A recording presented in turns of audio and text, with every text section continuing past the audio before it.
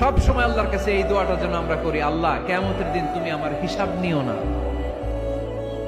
আল্লাহ তুমি আমার বিচার বসিও না, আল্লাহ তুমি দয়া করে আমারে মাফ করে দিও।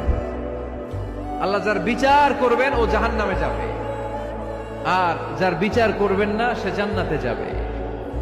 আল্লাহ যদি বিচার করে আর পাই টু পাই হিসাব নেয়, নামাজ পড়লি না কেন, রোজা রাখলি না কেন, মিথ্যা বললি কেন, খাদ্যে ভেজাল দিলি কেন, মাছে ফরমালিন দিলি কেন, যৌতুক খাইলি কেন, ঘুষ খাইলি কেন, উল্টাপাল্টা করলি কেন, জিনা করলি কেন, একটার পর একটা প্রশ্ন বানে যদি সেই ভয়ঙ্কর দিনে আল্লাহ আমাদেরকে জর্জরিত করে, আমাদের কোনো উত্তর আছে? সেদিন আমাদের বাঁচার কোনো উপায় আছে? তাই আমরা সবাই আল্লাহর কাছে দোয়া করবো, আল্লাহ কোনো বিচার টিচার মানি না, কোনো বিচার করতে পারবো না, দয়া করবা। কথা কয় না? কি করবে? সব সময় আল্লাহর কাছে এই দোয়াটা যেন আমরা করি, আল্লাহ